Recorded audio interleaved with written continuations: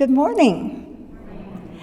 Yesterday evening, as I was finishing my truth lesson and looking over my email, I ran across what Unity of Marin County in California had posted as their subject for today's truth lesson.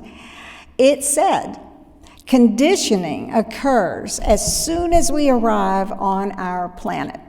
We are programmed to believe that we are separate, that some are enemies and some are friends, that we need to get our way by stepping on others, that happiness is somehow achievable through the acquisition of material wealth, power, and fame, that sex or chemicals or something else we haven't yet discovered will make us happy. Many of us have anxiety or depression or just an angst about what this life is about. This is all part of our material conditioning and the subject of our Sunday truth lesson." I was a bit surprised when I read that because it is exactly what our truth lesson is about. Transcending our conditioning and our transitioning to a freer, better, happier version of ourselves. I guess this idea is kind of in the air this week or something. Most of my ideas are based on Unity great Reverend Robert Brummett's book, Finding Yourself in Transition, which I've been talking about this month. I chose this book primarily because we have all been going through a lot of political, medical, and spiritual transitions during the last year and a half. I think we can all attest to that, as the Unity of Marin County minister indicated. It's our conditioning that causes us to perceive things the way we do. As Shakespeare says, there's nothing good or bad on earth, but thinking makes it so. Unity is a place where practical spirituality is taught. And the point of these talks about Robert Brummett's book is very practical. Reverend Brummett wants us to see that the political, medical, and spiritual upheavals that we are all dealing with can be seen as tragedies, or they can be used as teachers. Thus the title of the truth lesson today, When You Are Ready, the Guru Appears. Guru, of course, means teacher. Our problems can be our great teachers.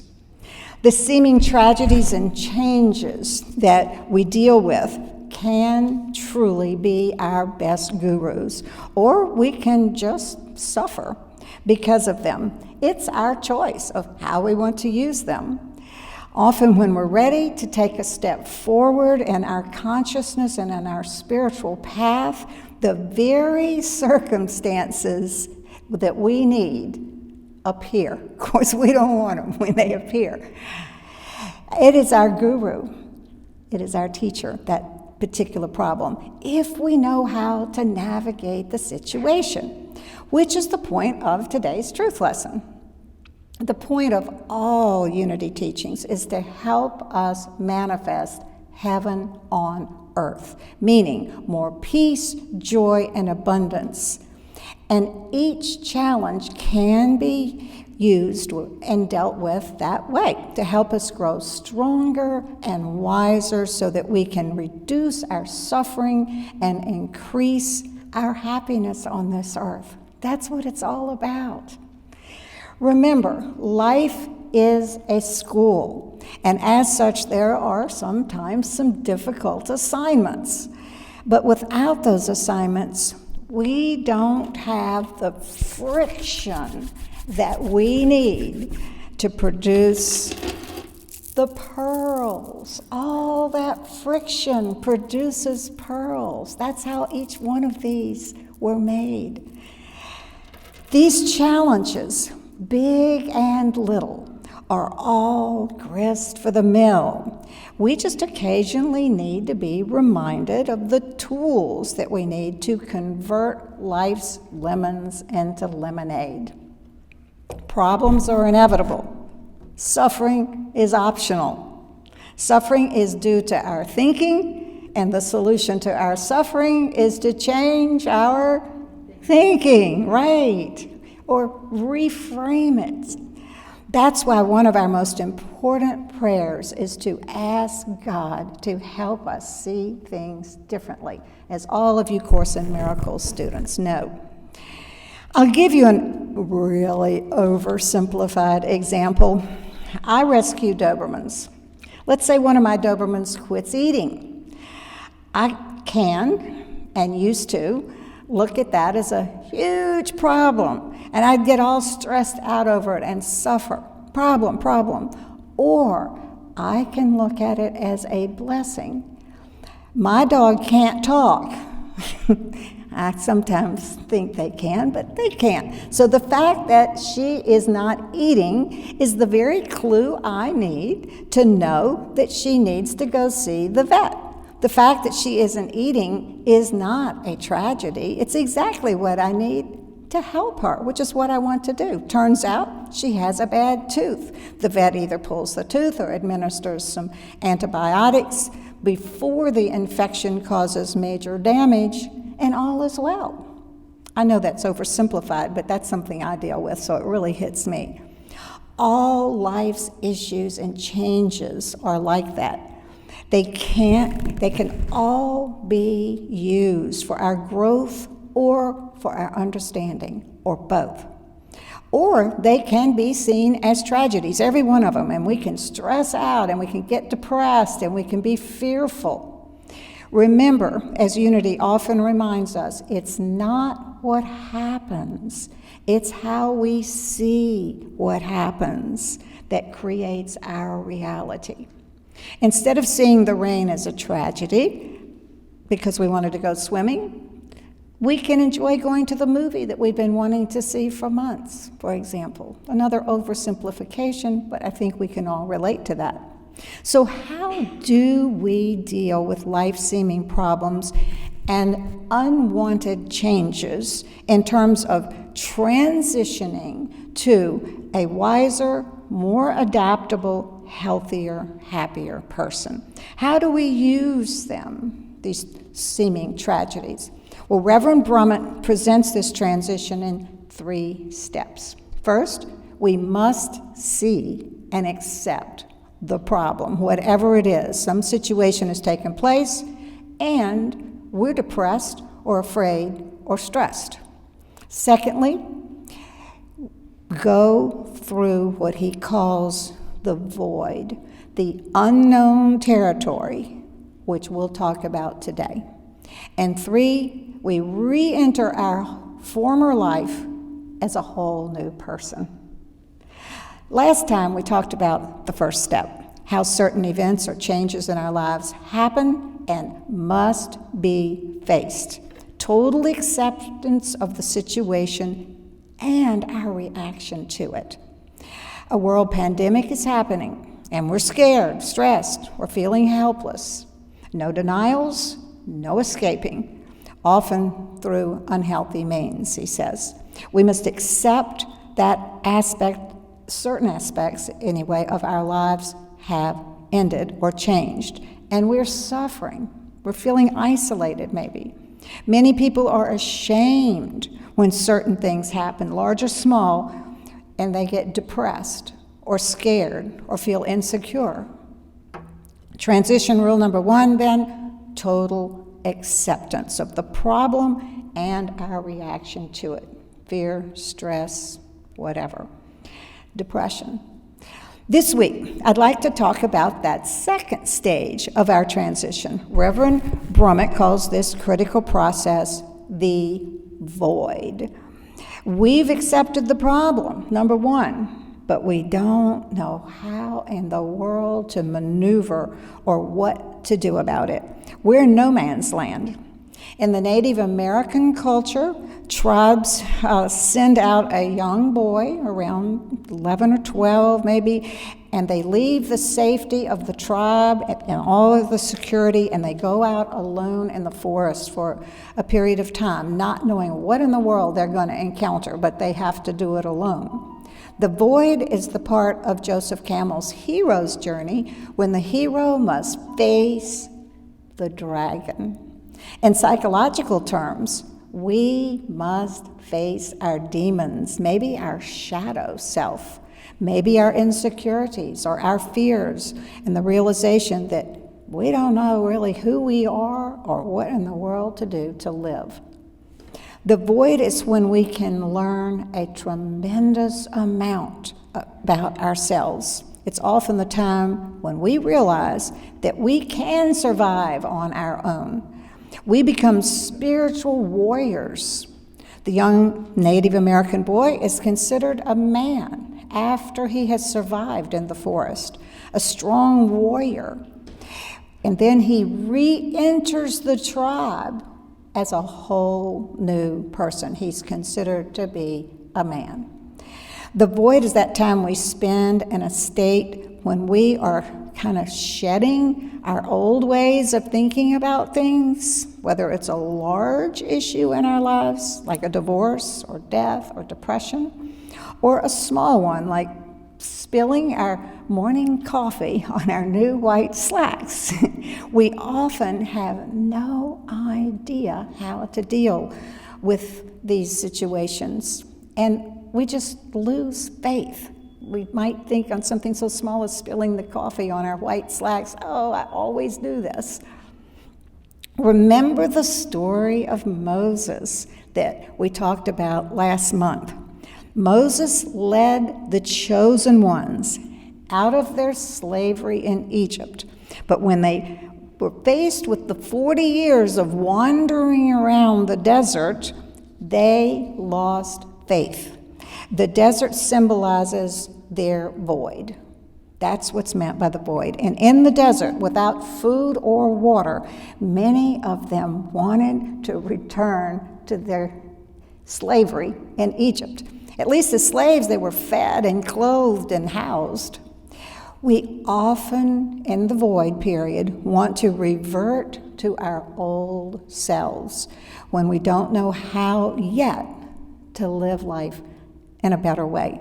The Israelites could not see that their years of wandering, their void, were a preparation for their entry into Canaan, the promised land. They couldn't see how those 40 years were preparing them for their new, improved life. All they knew is that they were hungry, they were thirsty. But as soon as they regained their faith in the process, manna, or food, and water started appearing every day. It's very symbolic for us, too. The symbol is exactly the same. Reverend Brummett reminds us that we, too, often need a period of self-preparation for our transformation to a higher level of being. We have to let go of our old conditioning so that we can manifest our promised land, or our heaven on earth, as we call it. He reminds us that the first lesson of this great story, this Moses story, is that it's not about the destination, it's about the journey. Our experience, the changes that go on within us during that period of the void. And I don't mean just one time, I mean on a daily basis as these little problems arise and we deal with them in the old way.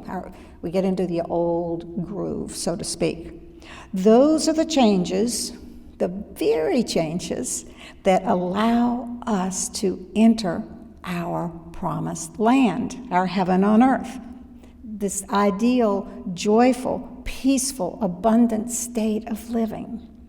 One of those changes might be realizing, for example, that it's not the outer world at all that's causing our problems. My spilling my tea or coffee on my white pants in the morning is more indicative of my not being aware of the law of physics than the outside world. The journey itself is as important as the destination.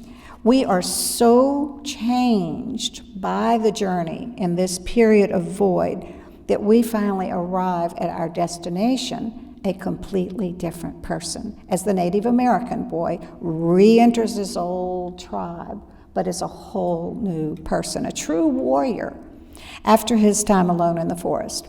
The void is the most important part of the transition process. We learn that we can handle things that we never knew we could, and we become wiser and stronger. Let's look at the COVID situation. Some people suffered and felt miserable and isolated for a year and a half.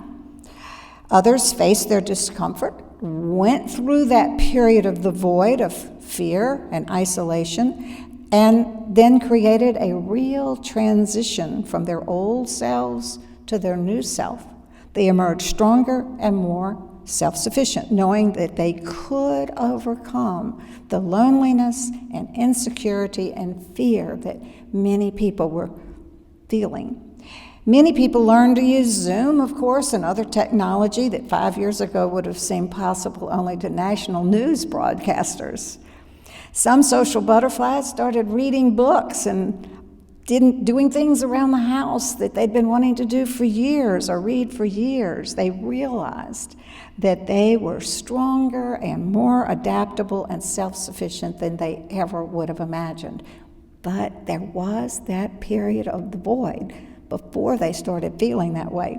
The point is that tragedies and changes, large or small, can be gurus, teachers. They can teach us to re-examine some of our old grooves and conditioning, which create stress, fear, and insecurity. We can grow in ways that we really would not have imagined without those problems. The significance of the Moses story isn't just in the voyage of the Israelites from slavery in Egypt to Canaan, or the Promised Land. It was about what took place during the journey, during that void. It was their transition from a nomadic tribe of largely materialistic refugees to a nation with an identity, a spiritual covenant, and a mission. Their seeming tragedy, their wandering around in the desert for 40 years, was exactly what provided the opportunity for their total transition, which enabled them to access the Promised Land. They needed to grow, and they needed to reassess their lives.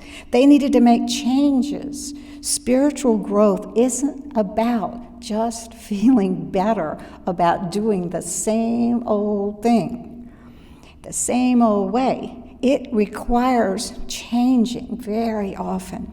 During the 400 years they spent in Egypt, the Israelites had lost their spiritual bearings. They'd lost their faith in their ability to take care of themselves, thus the symbol of they had become slaves. Remember, they didn't start out slaves. They became slaves later. This is all metaphysical and symbolic. Small or large tragedies and changes can often provide the opportunity to reevaluate our lives and grow in ways which will improve our lives enormously. Thus, change or tragedy can be our guru, our teacher. When we're ready, the guru will appear on the road, and we should be grateful when it does. The void is a time when we learn to truly see things differently. The chosen ones needed those 40 years of the void to recalibrate themselves in terms of their spiritual foundation. They had sold out to foreign gods and false values and materialism in Egypt. They had intermarried with the people of that culture. Symbolically, metaphysically, that means they had intertwined themselves with lower values. Metaphysically, Egypt is a symbol of materialism and power.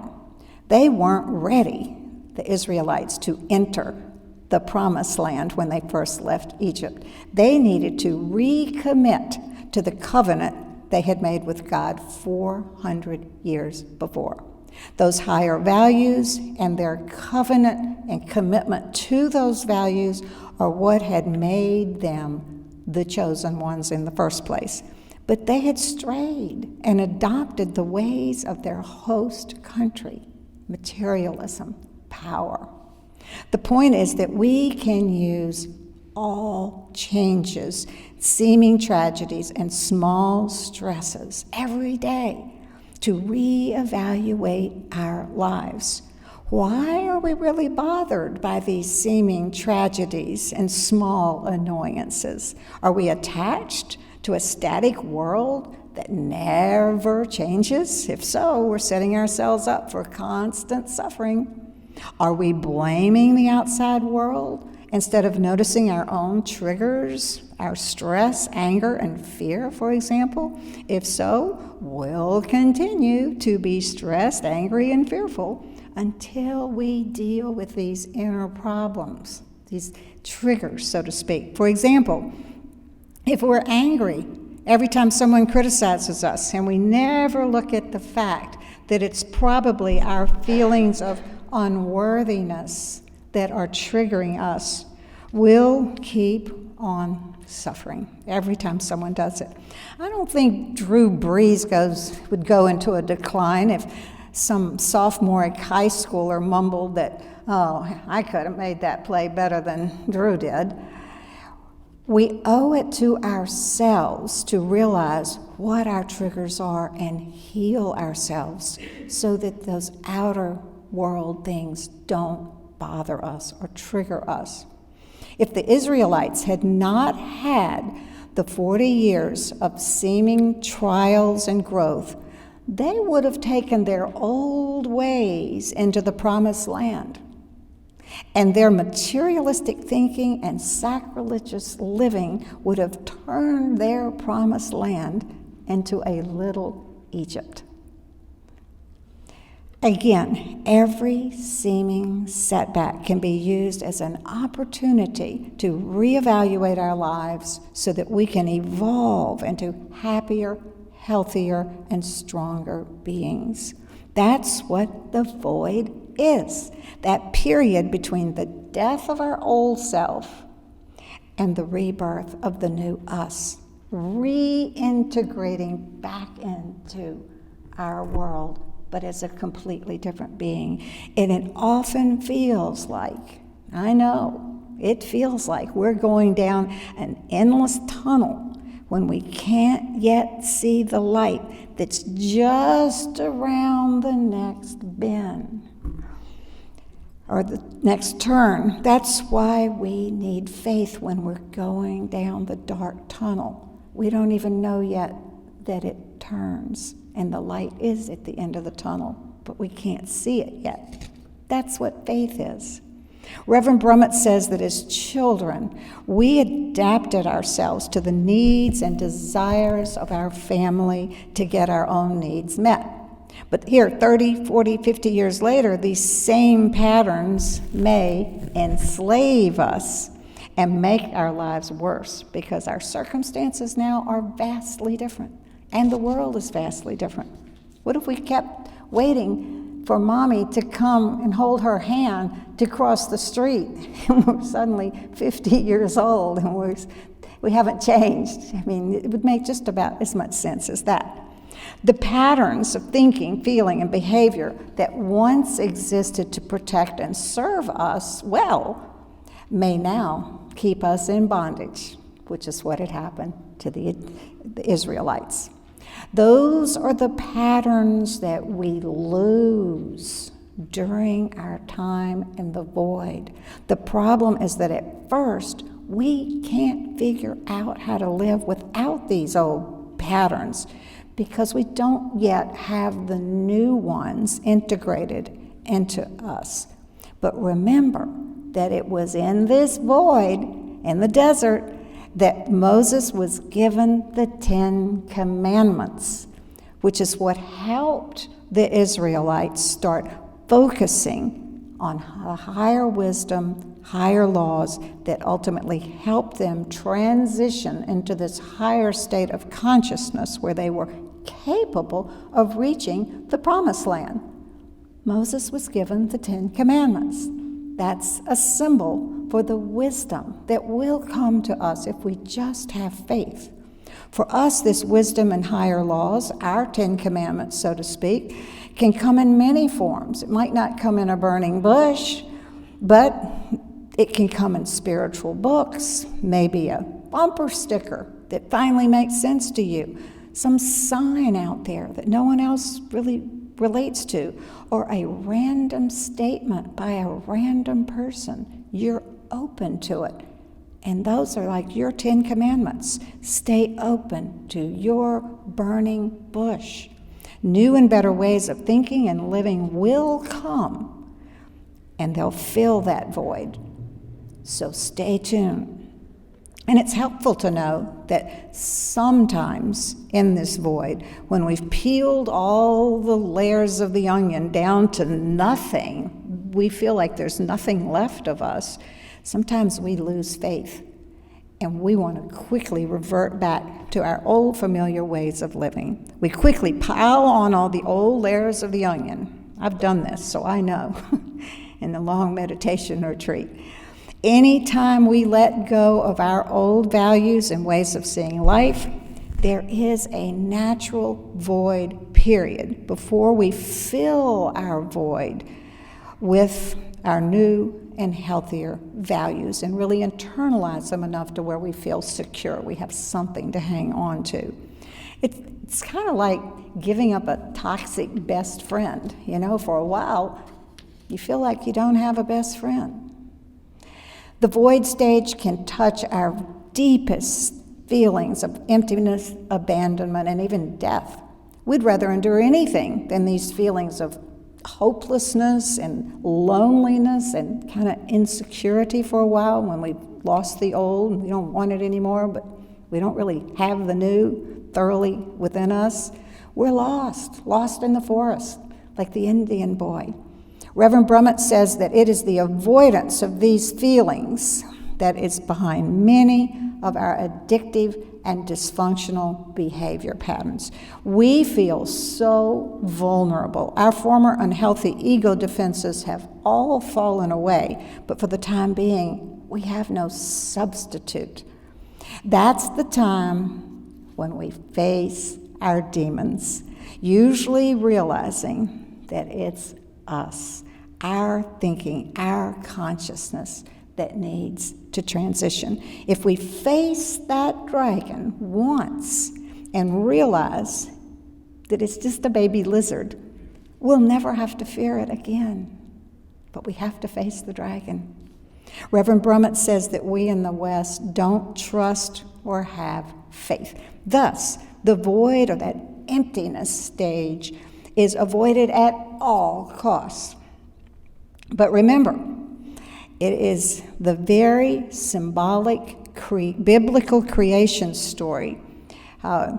Remember how that goes? The earth was empty and void, but out of that emptiness, the world was created. Metaphysically, this means, it's about us. Everything in the Bible is about us. It means that out of this void that we're in, we will create our heaven and earth and our image and likeness. Often, to become who we really are, we need to let go of who we are not.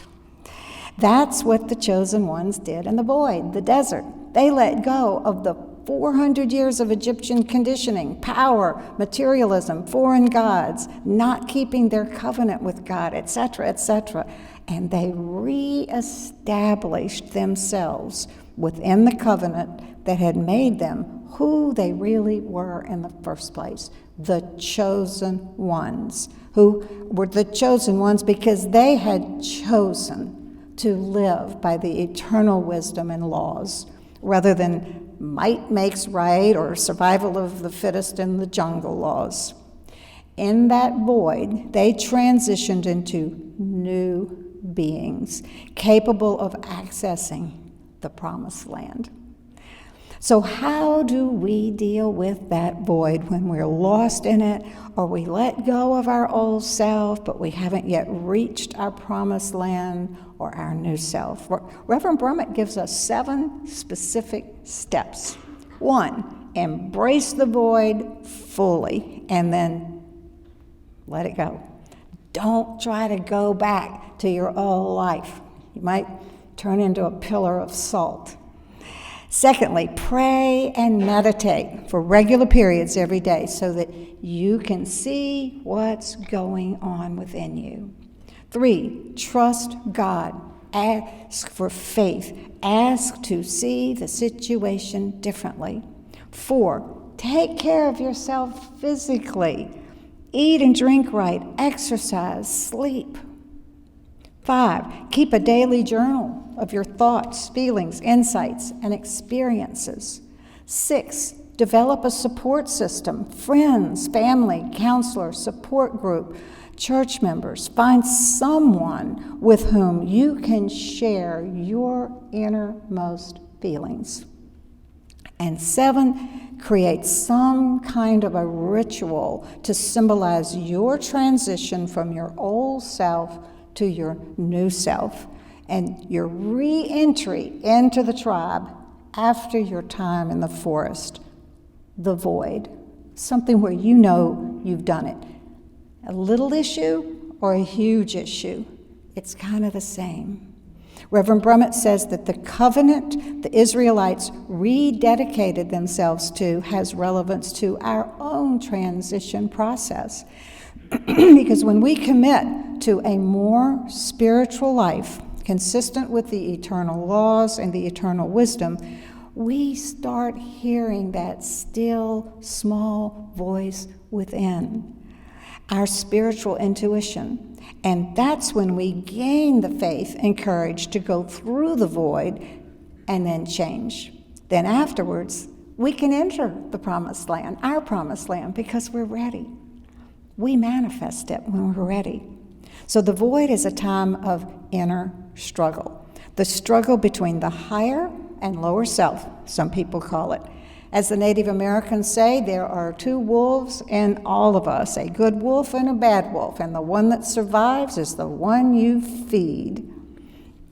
So, in the Moses story, the chosen ones dealt with their inner wolves, so to speak, for 40 years before entering Canaan. Metaphysically, 40 is the number of completion in the Kabbalah and so forth.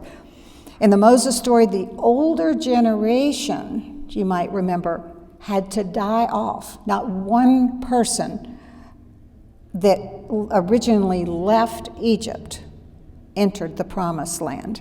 Metaphysically, this means that our old generation of thoughts has to die out before we can manifest heaven on earth or our promised land. So, when you encounter troubles or changes in your life, large or small, use them to grow, to end old, outmoded ways of seeing things, and to create a whole new you. If all the political upheaval in America or COVID-19 is scaring, stressing, or angering you, or if you have left a dead-end job or relationship, have faith. You are very likely in the void, in the desert, the wilderness. Are you afraid of change? Does a situation trigger old fears, angers, or feelings of unworthiness? Bring it on so you can observe and heal and grow and never have to deal with those fears, stresses, or anger again. In the future, you'll look back at that problem as a guru, your teacher, to whom you will be very grateful. So remember, when you are ready, the guru will appear. The teacher will appear in the form of a problem or a situation. Welcome that experience. Welcome your teacher, and be grateful that you are able to see it that way. And remember the words of General George Patton, Success is how high you bounce when you hit the bottom. Thank you.